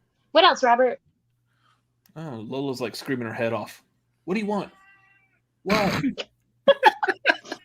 What's with the cats tonight on this show? God damn. Is there like a full moon or something? Like, my door is closed and Kai is not at it. But oh my gosh, she was acting like a nutball today and last night too. She was running around the house and like screaming and like just acting like a fool. I'm like, what are you doing? My cat really wants to get in my closet. And when I'm cleaning my closet, she tries to get in there. Then I'm like, no, get out. You can't. Mine is 16 years old and she's starting to show her age. So how old are Vic and Buddy? Patrick? Buddy is math into math. Sorry, he's like 5 because we adopted him when he was I adopted him when he was a year old. And Vic is probably close to 8 or 9. Oh, Kai is 6, and she's still a demon. She's gonna be a demon until I think the day that she's like, "Man, I'm out." Oh, sweet baby. I kept seeing you move. It was Vic that you were moving, correct? Yeah, it was Vic. He kept friggin' jumping up here and trying to get on camera and put his butt in the face of everyone. I don't know what was going on. It seems legit. It'd probably be very entertaining. I mean, it's what it is. I fully believe that my cat is the Broadway iteration of Anna of Cleves, so that's what it is. From 6, which makes no sense to anybody, but it's true. Oh, good. We're going to get exactly what I was looking for. This is the content that I wait for, ladies and gentlemen. The cats. Where Lola just stands there right next to him, and she taps him, and she meows and or licks her butt. It's the best. Oh, she does the butt licking back on my bed. Oh, I know. Well, you that's just where pointed she's going. and there she went. She's like, that sounds like a good idea. I am in a butt licking mood. I haven't done that today. I usually do that once in the morning, once in the afternoon, but I've managed to not do that today. So it is oddly cold in Florida. It's like 45 to 55 degrees over the last couple of days. So whereas Kai normally runs around the house and lays on the floor and like acts like a fool and sits up against windows, she refuses to go outside. She won't sit by the windows. She sits on the couch and she's like, "No, I'm cold." Oh my gosh! The party just started. We have Chris. Oh my God! Did you just pop me in? Hello. You're fucking right, I did. Hello. Hey guys. Chris, people can't pop you in. That just sounds weird. Oh, you know what? Sorry. We popped our lasagna out of the oven. Look at you with the. Yeah, I need a shave. I haven't been up all like 25 hours. I'm so tired. Oh, I slept for like half the day and then I just woke up. Hey guys, how y'all doing? What are you guys talking about? Hey Mike. Hi, we were talking about licking butts, apparently. Licking butts and taking names. well, no, I don't know about taking names. I'm too busy licking butts. Like, I don't have time to take names. Not with all that great butt to lick. Like, I mean, come on. Is that? Do we count that as a Chris Clarkism? Like, it's just like, it's beautiful. Maxwell, I love you guys. We love you too. You can't hear it, but we love you too. Oh, was Max here? He was here for a little bit. He had to go do another thing. So, okay. That's cool. So, Chris, what have you been up to, friend, besides the fact that you've been up for a million hours and you slept half the day? All right. And with that, we're going to go ahead and go. Bye, everybody. See you later. What the fuck? What the fuck was that? What the fuck? Scary movie squad was over. That looked like Big Bird showing up for his vaccine. Chris. Look at Chris. Hey, Chris. Hello. Oh my. Okay, can you stop? That sucks. Actually, I was the past 25 hours. I was on Some Call Me Johnny's Twitch stream. We raised over $26,000 for the Children's Hospital of Philadelphia while we played Sonic games, which was awesome. So, and they jump scared me a bunch of times in the house we were in. So, yeah, it was scary in front of like 600, 800 people at a time. It was scary. Okay, Big Bird. Oh, now I'm desensitive. Now I'm desanitized. Desensitized. So desanitized. You're dirty and we need to clean you. Got it. All you bacteria, get ready. He's desanitized. Yeah. He's ready for a party. The pillow is my sister's asleep downstairs. She's probably going to yell at me, which is awesome. All right, how you guys all doing? What have you been up to? We talked about the Eternals for a little bit. We did some spoilery talk. I haven't had a chance to see it yet. I was going to see it today, but I was too tired, went home, slept, and understandably, you worked your ass off. It's great. Good job. Awesome, yeah. Y'all raised a lot of money. I like how I text. What is this? Oh yeah, you fucker. That's a good one. I like that. That's from the Outlights, right? Oh yeah, he did that. That was he's a Lights director Out. now. It's Lights Out. Yeah, Lights Out. Yeah. That's it. Yeah. That was like his intro, his Yeah, I forgot what they call it's when the naked woman is in the hallway. He turns around, or she turns around to keep the lights keep flickering, and then she sees sees her, whatever that is. So I haven't watched. I watched the movie. One of the scariest things I've ever seen. Stardew, yeah. I'm not the one doing it, but I'm really loving it. I'm so sorry. Did I hurt you guys? Sorry. No, you're fine. We're used to it. Oh my God, is that? Oh. Yeah, that looks to be. Oh. I feel like, I'm not really into like scary movies or scary TV shows, but I feel like I probably need to watch the what is it? The Haunting of Hill House, just to see all these ghosts that are apparently in every like shot. Yeah, they're everywhere. It's freaking great. Like, I want to see Bly Manor because I heard it's beautiful, but I really want to see Hill House now. And like, I'm gonna regret this. So I told Maxwell, I was like, if we watch it, we have to do it with the lights on, and maybe during the day. I feel like a horror movie loses its luster if you watch it in the day with the lights on. For me, it's the atmosphere of the screen and the darkness around it, and you seeing in the shadows a figure that you think is a ghost, but it's really your chair with your coat on it. I feel like that's really I don't know if that makes sense, but I feel like that makes a movie even more scary. See, here's my thing. I would like to be able to sleep. Well, if it's paranormal, I can't do it. Like, I watched, so the last paranormal movie that I watched that got me was Paranormal Activity. Oh my God. Oh my God. That scared me. That guy, oh my God. And I literally walked out before the end because I couldn't do it. I literally could not do it. And I was like, oh, this is terrifying. So, and then I stood out, it was at City Walk, and I stood in the lobby of that theater, just like walking around pacing. And then I was awake, like I couldn't sleep in the dark for a week. So there you have it. Says the girl who did 2 Scary Movie Squad watch throughs with you guys. I wish this year we did more of those. This was fun, but there was no time. There was just not the time. There was no time. All of us. I would have liked to. So going back to our Malignant watch through, did you guys see Molly Damon? Oh yeah, it was incredible. Yeah, she was so good. Did you see? Was it her costume that like James Wan like commented on her costume on Instagram? Patton Oswalt too. That's awesome. Yeah, her costume was. I saw one other person that's like, I guess in our community group also do a Malignant costume. I liked. I don't know who it was. I can't remember off the top of my head, but I liked Molly Damon's. Okay, Chris. Okay. I had the thumbnail closed. I opened it, and I'm not listening to what you guys say anymore. You're taking advantage of my Humpty Dumptiness, my fragility. Your Humpty Dumptiness. My Humpty Dumpty. Well, my fragility. Yeah, I'm fragile. That's the only thing.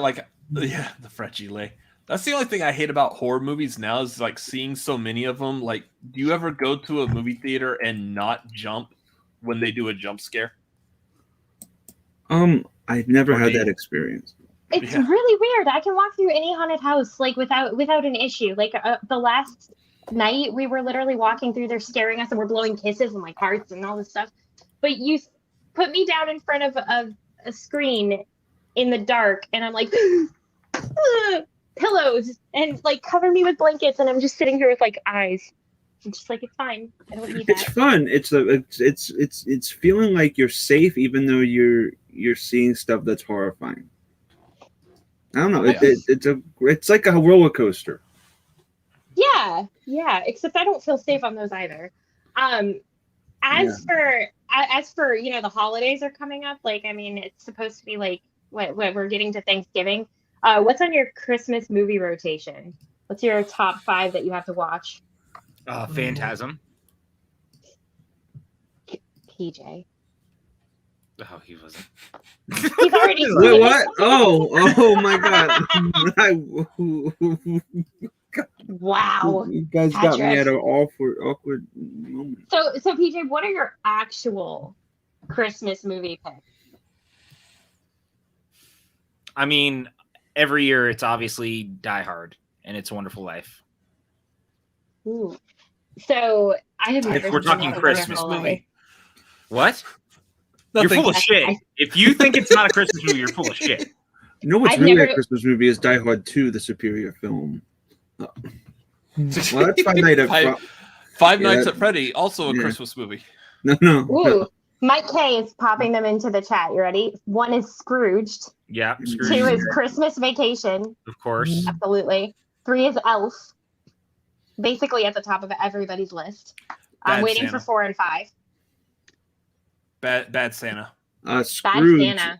Scrooge the musical is amazing in my opinion. Ooh, yeah. But it's the movie where Scrooge goes to hell. What? It's a great musical. Wait, Jeremy, what did I say wasn't a Christmas movie? Because I agree that Die Hard's a Christmas movie. I think it was Robert who said it wasn't. Yeah, thank you. Do I sound like Robert? Die Hard, yes.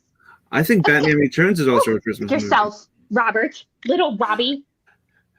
Batman Returns is also a Christmas No, movie. you don't sound like me. Now that I thought about No, I don't. it. If so, my top 5, it's probably going to be Christmas Vacation, followed immediately, and always has to play it. Yes, Muppet Christmas Carol is amazing. Followed immediately, and literally I have to watch them back to back on Thanksgiving when I do White Christmas. Because because the Bing Crosby tap dancing with Danny fucking K reference makes me want to watch White Christmas immediately. So I do. And then Elf the night before, and probably honestly Nightmare Before Christmas, because it's a dual holiday movie. Because it can be a Christmas movie and it can be a Halloween movie, which is why it does Haunted Mansion Holiday so well. So yeah, I think that's my top 5. I remember when I was Muppet younger. Christmas Carol gets a honorable mention. Trading Places. Trading Places, Dan Aykroyd, and we did a watch along last year of that with the gorilla. Yeah. Oh, we know that's the other one. But I'm thinking about the right one. Yeah, because we did a double feature with the Coming to America. The Coming to America. My bad. Yeah, Ooh, Home Alone 2. We Home forget Alone Home 2 Alone is- always. I love Home Alone 2 because of the New York aesthetic. Except for that. Nussbaum said Elf, Home Alone, Scrooged, Muppet Family Christmas, and Muppet Family Christmas makes me cry. When I was a kid, I had a VHS tape like full of like every Christmas special I could possibly record. So I had like the Garfield, the Chipmunks. I had Muppet Family Christmas, where they all go to Fozzie's the one mom's house. Yep, it's the one that's love that. Yeah. Was that during the 25? Was that during the 25 Days of Christmas thing that ABC used to do? I think it was before that. This was from back in the 80s. Oh, though. okay. Like it's old. The reason they can't put it out is because there's too many different rights that are involved. Because the Fraggle Rock people are in it, Sesame Street is also in it, and then the Muppets, and so Muppet Babies. The big one they took out. The big one they took out was the Muppet Babies, where they're all watching like a home video movies. It was the only time you saw the Muppet Babies as Muppets, as actual puppets. Vidor said that the only correct answer is the Star Wars Christmas special. Right here. And he's like, I got it. Brian and Star Drew pointed out Santa Claus, and listen, I do not agree with anybody that says they don't like the whole trilogy. I love the whole trilogy. I think the second movie is better than the other. I love the second movie with Mrs. Elizabeth Mitchell is so good. I love her so much. And that scene, and you talking, calm down. No, I liked her anyway. I love that movie. So when Santa Claus 2 came out, I believe I was working at the movie theater. I miss you. We miss you, Vidor. We're gonna get to see her. Yeah, and we get to see her in December. She was telling me, yeah. Yeah, I was working at a movie theater when it came out, and I remember threading projectors for it because it came out in 2002, which was the year I graduated from high school, and I was still a concessionist moonlighting as a projectionist. Here's what I beg everyone who's watching. I want all of you to get Shudder at Christmas time, because I want each and every one of you to watch whatever Joe Bob's Christmas special is this year, because he does one every year, and it's usually a double or a triple feature of like holiday horror type theme movies. So I want every single one of you to watch the Joe Bob Christmas this year, because you love me and I would never steer you wrong. Isn't Scare Me kind of halfway kind of kind of has that feel to it? I love that movie. So have y'all seen Better Watch Out? Yeah, dude, it's great. Yeah, with the babysitter. Yeah, Yeah. It's like Home Alone. R-rated Home Alone. Yeah, R-rated Home Alone. Yeah, That kid is needed to so be punched in good. the face. Yeah. I'm here for it. Yeah, I also don't like. spoil So anything. I have a It's a good movie. gigantic Christmas movie collection from last year during the pandemic. So I just started buying up Christmas movies. I love all of the Grinch movies. Like I like the animated. I like the Jim Grinch Before Carrey one. Christmas. I love the Jim Carrey one. I actually love the animated Benedict Cumberbatch one. I thought it was adorable. I was like, this is so cute. Like, so yes, I love it all. Give it all to me. Like, and Christmas is not even my favorite holiday. My favorite holiday. Do y'all ever remember another one that I had on my VHS? Do y'all remember that Claymation Christmas special? Well, which one are you talking about? The one that was done by Will Vinton that did the California Raisins. There's a Christmas special where it's basically the hosts are two dinosaurs that are trying to figure out the meaning of the song "Here We Come a Wassailing," and one of the dinosaurs is all talking about food and thinking it's like "Here we go waffling," and the California Raisins perform Rudolph the Red-Nosed Reindeer. It's really good. It's super creepy though. Like the claymation effects. If y'all look up anything about this, it's one of my favorites though, just because of how creepy and eerie and goofy it is.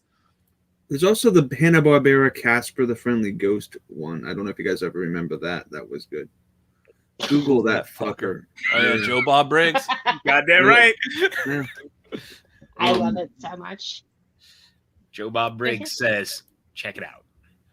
I'm telling you guys, please watch any of the old specials are still on there too. Like I've said earlier, I've been watching his Christmas one with the Phantasm movies. Like Joe Bob is great. Watch Joe Bob Briggs on Shudder.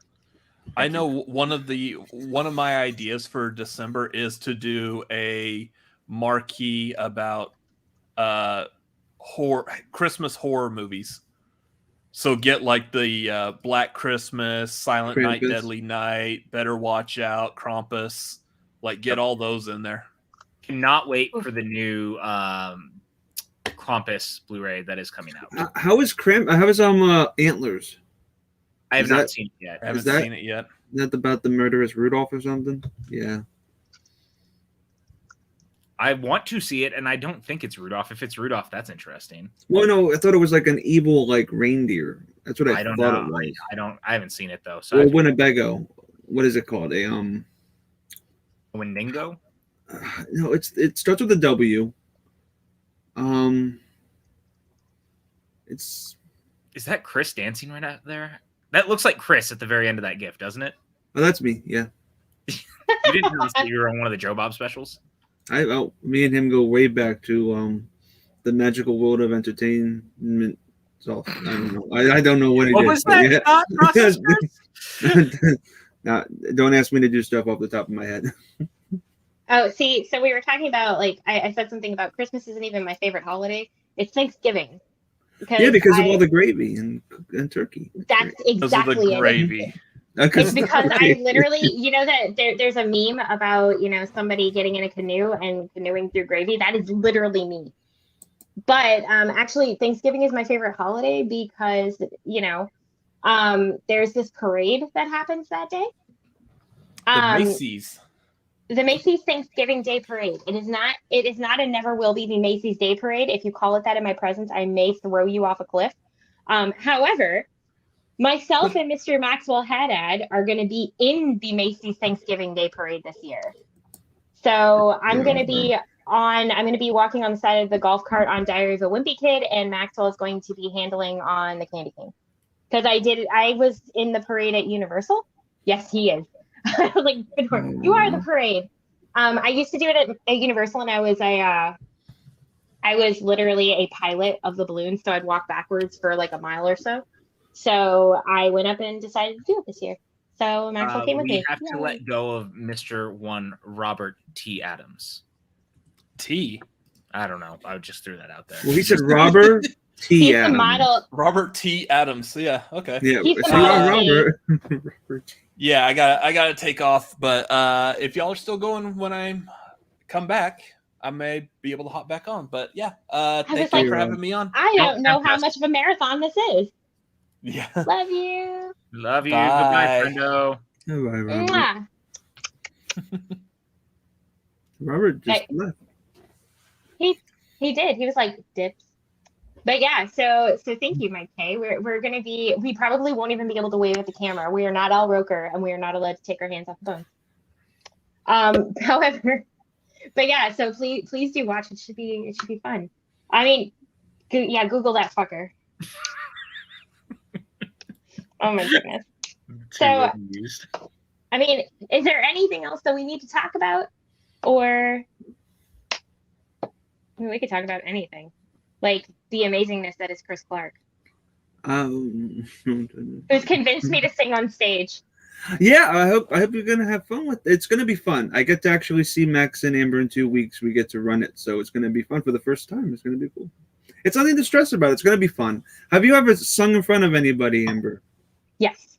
Oh, perfect. Okay, it's nothing to be I stressed literally sang in front of a bunch of people who were at a choir presentation. That's cool. I was in a Christmas choir, and I was the pregnant Virgin Mary.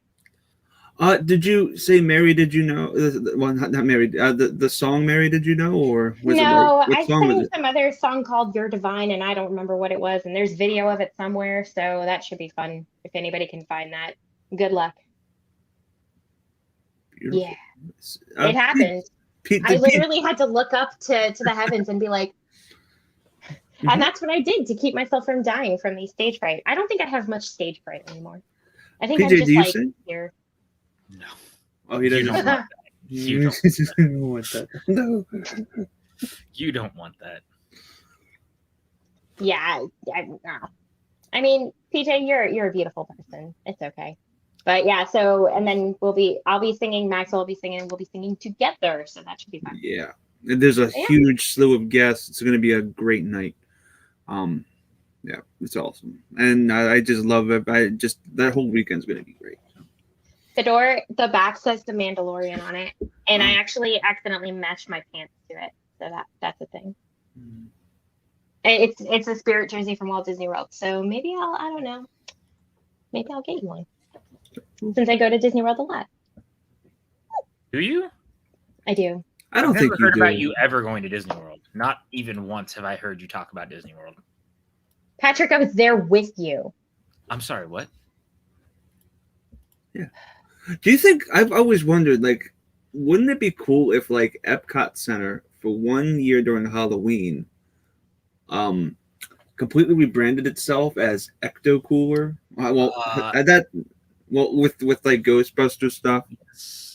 That'd be awesome. Yeah. Chris, do you want to tell him, or do you want me to say it? Will be recorded for those who can't make it. Oh yes, we are actually streaming it. We are streaming it live, and portion of the actually right here on the channel. I got the green light from Max, Amber, and PJ. We're gonna be streaming it here. Donations will be given to Ben Bateman after a certain amount. The rest of that amount that we get will be given to everybody on the bill.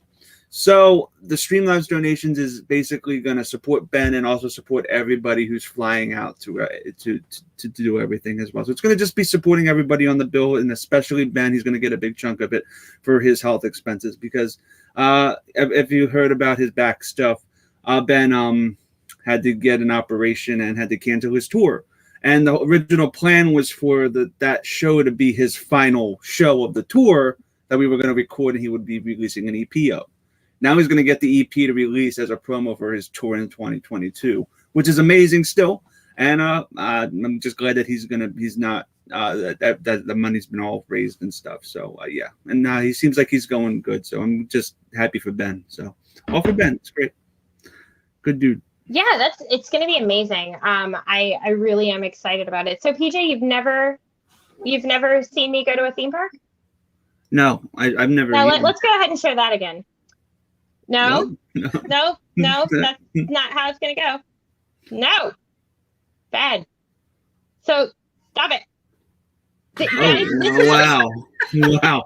There's a war going on. Totally a picture of PJ in a theme park with me.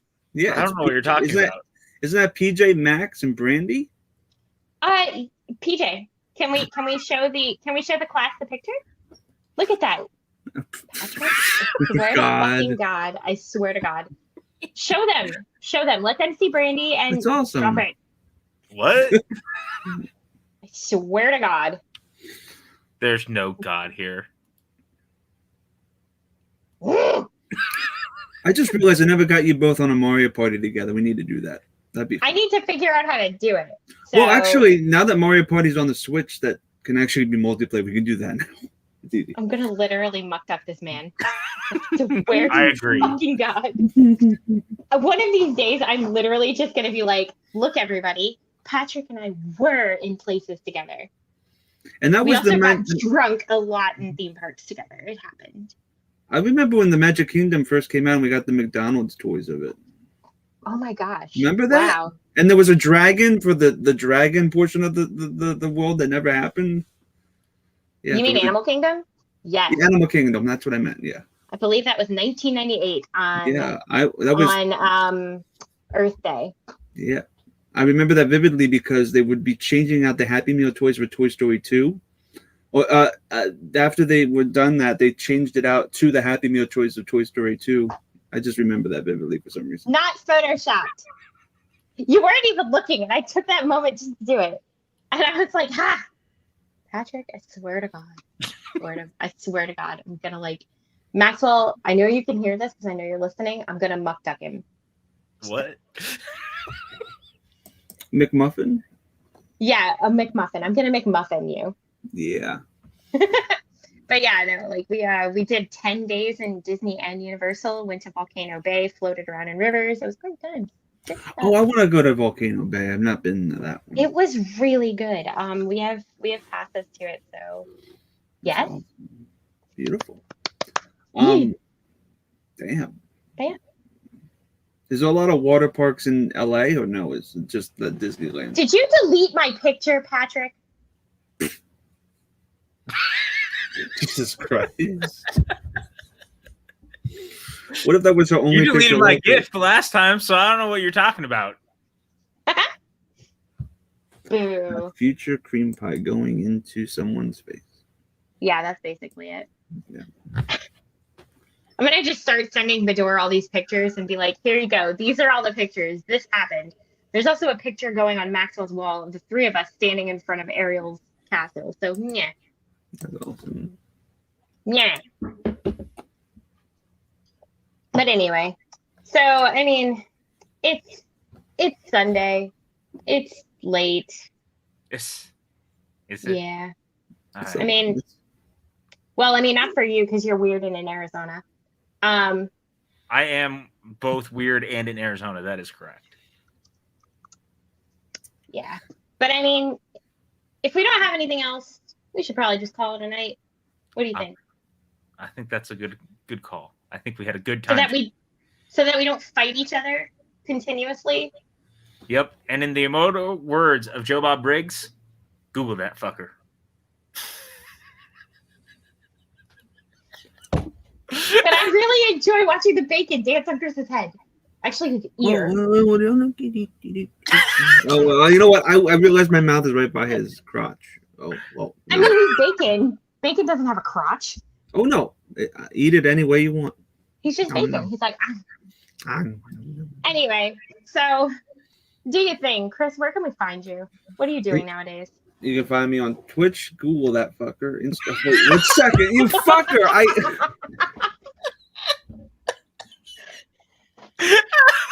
You know how my brain works. Okay, give me a second to recomprehend. Chris, I'm going.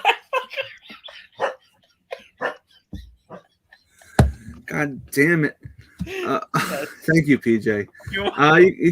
You can find me on Twitter, Twitch, and Instagram at ChrisClark8788. Those numbers mean nothing. December 5th, live at the Mint. A huge night of souvenirs for everybody for the Schmodoc community. It's essentially the encore from the Spectacular. So it's an after party to meet after party. So bada boom, end of the year bash. Bada boom. We made everyone laugh at least. Okay, That's now all. that. The quote. I think my favorite quote of the night is, "You can find me on Twitch. Google that fucker." He just kept going. I was like, Chris is a do Christmas not read the gift. prompter. not read the fucking prompting? I that would happen because if I'm saying something and I see something on the screen, I will read it, or it just is how my Google. Stop it, please. Stop it. Go fuck yourself, San Diego. Yeah, I'm very easy to manipulate in terms of talking, so just stop it. Oh my God. When I'm speaking, don't pop something up because I'm gonna have to say Patrick, it. Stop it! Please stop! I beg you! You're putting me in purgatory. Down it, purgatory. Stop it! Google, stop it! I beg you! Please stop! Please, please! I'm closing my eyes. Patrick, where can we find you? Torturing Chris in purgatory when he's trying to say Google that fucker. Twitter, Instagram, people like, Campbell. Like, if you put it on the screen, I have to read and Google that fucker. No, please. I put you guys in another tab. He's like, I don't know you. Great job, everybody. Showdown. You know, right questions. Nice to writers, only human. Google that fucker too. Damn it. Amber. Oh, hold on. I need to breathe because I feel like I'm gonna like throw up water. I'm like, hey, Chris, what's your favorite Christmas movie? My favorite Christmas movie is probably actually Scrooge. If you're asking me honest. Can you look at the screen while you're talking about it? Oh no! I'm so sorry. I put you in another tab. He said that he did it. Okay, so I'm Takara Kanashi. You can find me on Twitter, Instagram, Stereo, Letterboxd, and Twitch. Primarily, I hang out on the Let's Get Ready network. I do the Gold Standard on Tuesdays when there's a season. It's normally 6 p.m. Pacific, 9 p.m. Eastern. I do LGR reviews. I'm not going to do it. You can't get me. I do LGR reviews with Maxwell and Adelia. We still need to talk about What If and maybe Eternals. I'm here on this whacked out fucking network. Team Google. Hashtag Team Google. I'm here for these. I've made mistakes in my life. All right. I think we got there. With a, like, hold on. I also mod for Chris Adams and Video Drew, and I tell Garth to pick that name up. You gotta let me finish that, or else I'm gonna cry and then say Google that fucker. So this has been the Sunday evening unwind. Much love to Maxwell Haddad for starting out the show with us. He had to go do another thing tonight. You can find him at Cinem Maxwell on Twitter and Cinem Maxwell Inc. on Instagram. And he does listen to Joe Bob about Cinem Maxwell. Yes. Google that fucker. Anything that I do, he basically does it too, but better. And he just won a Tony, so he's dope. Have a wonderful night, ladies, gents, and all y'all assholes, especially you, Patrick. Yeah, that. Okay, bye. Please leave this office. Do we get any sort of souvenir? Get out of my office! I'll be back. I gotta pay. Throw me a frickin' bone here. I'm the boss. Need the info. Shut the fuck up, Donnie. Heavy is the head that eats the crayons. I'm gonna take a nap. See you in 10 hours. Dude, I almost had you. You almost had me. You never had me. I like your style, dude. End of line.